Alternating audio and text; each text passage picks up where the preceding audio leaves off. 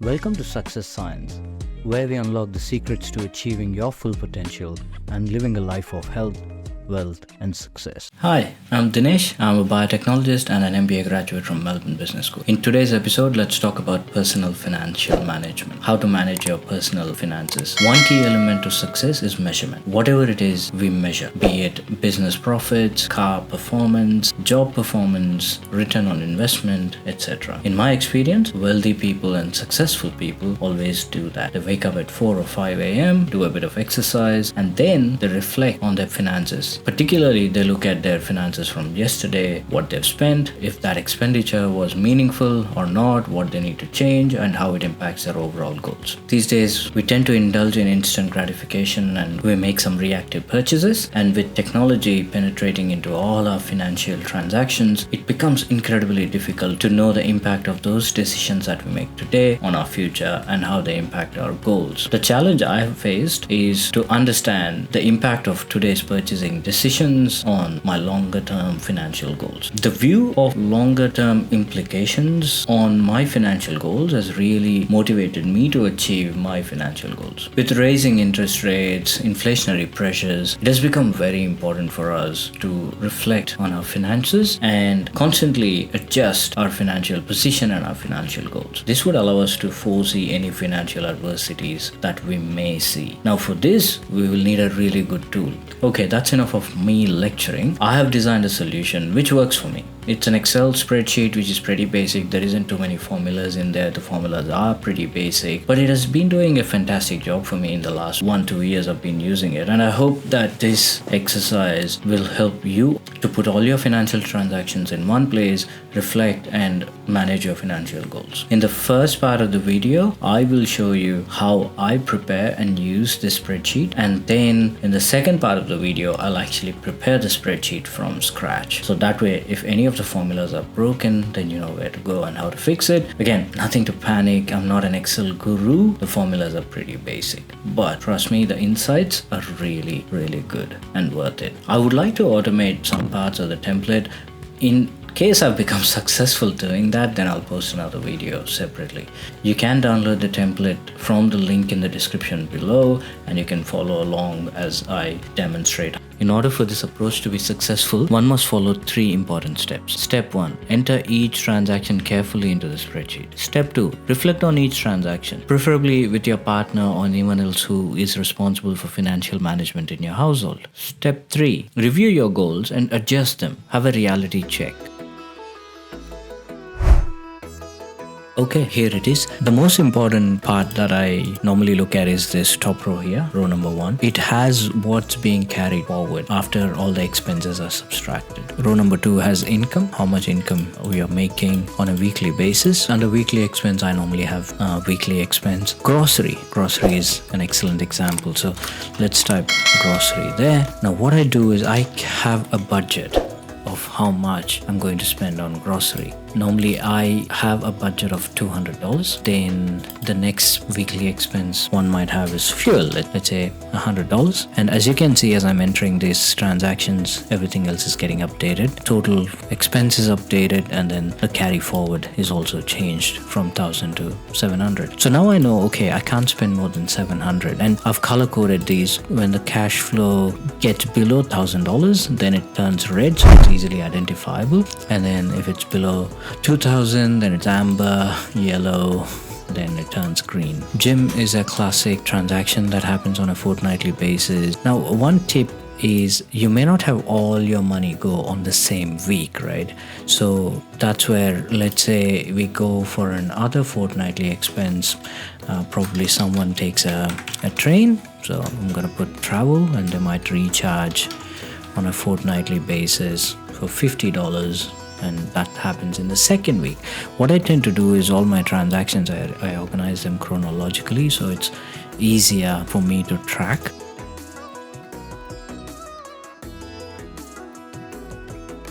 Now, as you can see, the impact of these weekly, again, it depends if your pay is weekly or fortnightly. You can adjust accordingly.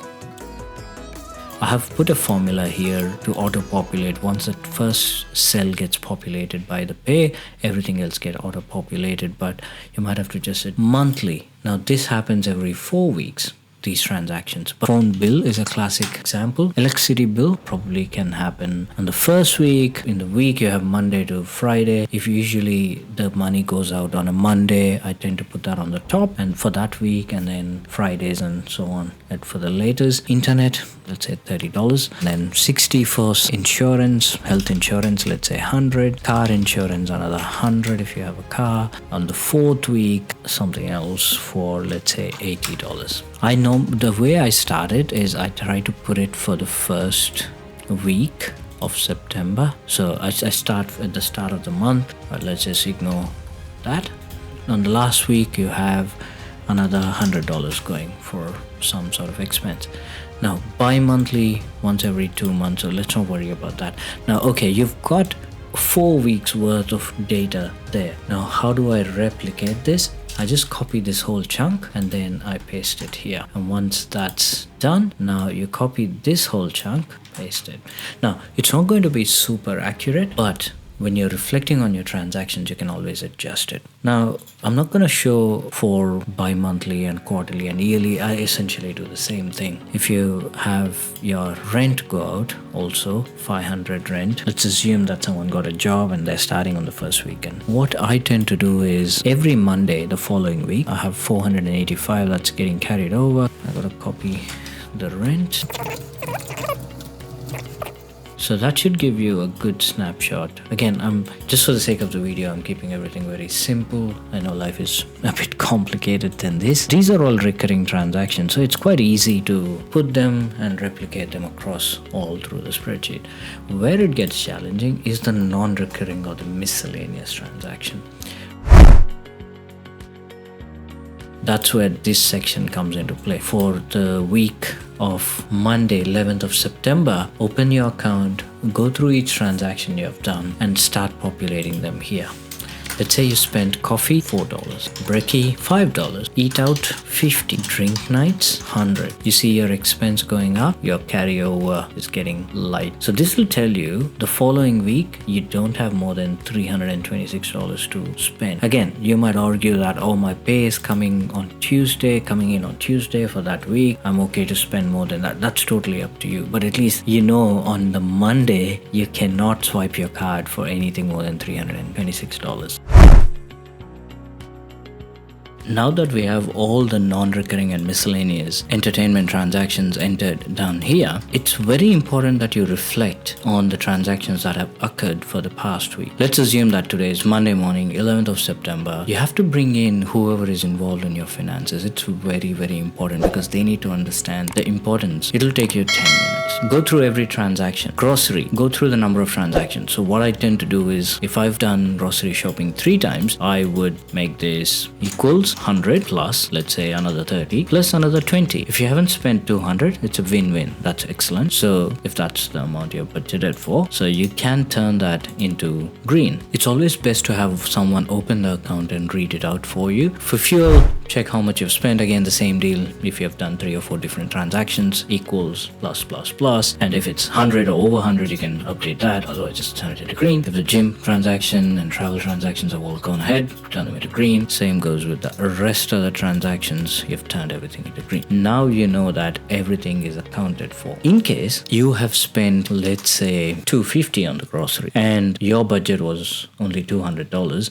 then you might want to bring the receipt out and look through each of the items that you purchased and think about whether that purchase was really necessary. You can have an open discussion and whether that can be replaced with, let's say, if you purchased some sort of processed food, you probably are better off making it, so then it can be much cheaper what it has costed you. Great. That ends the reflection part. You're left with $276. Let's say if your payday is Tuesday or Wednesday, you now know that you cannot swipe your card for more than $276 on the Monday or Tuesday because the card might get declined or you might not have cash to perform that transaction. Now that we have done the reflection part, let's have a quick recap. So what did we do? We prepared our spreadsheet with with all the recurring transactions. Then we've jumped into step 1, which is where we have entered all the transactions that are miscellaneous and entertainment, and then we have gone through all the recurring transactions and made sure that they're all accounted for. How you can do it is go through the transactions in how many of a bank accounts you have. Probably it is time to think about if you have too many accounts, you can consolidate them, and then make sure each and every transaction is accounted for.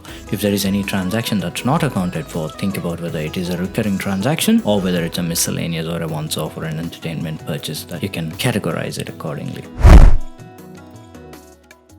Step 3 is where we plan, set goals, and adjust those goals and see what type of impacts does our decisions from today have on the long term. Let's assume that you have an educational loan that you're trying to pay off. You wanted to pay more in advance. So I've put in here as a loan $3,000. As you can see here, you have about $4,000 by 30th of October, and then you've decided I'll pay $3,000 off. Now, the following week, you will be left with $951.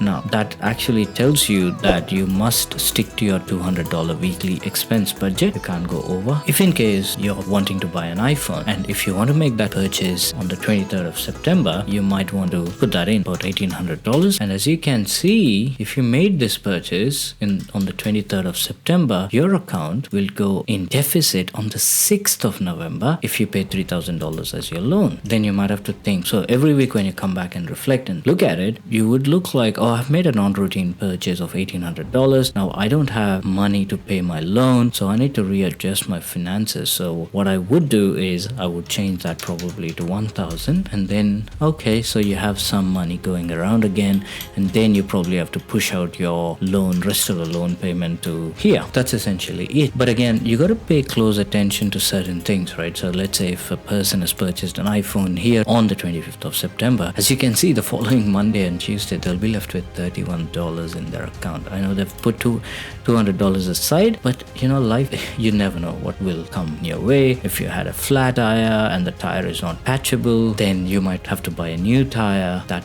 would already take away some of the money and so on. But I hope you understand the main purpose and intent of this spreadsheet and adjusting those long-term goals. Again, in December, you might want to buy some gifts, and then you might also want to plan for birthdays. Let's say if you have kids, all right, I have a son's birthday, and then you thought you might want to spend $1,000.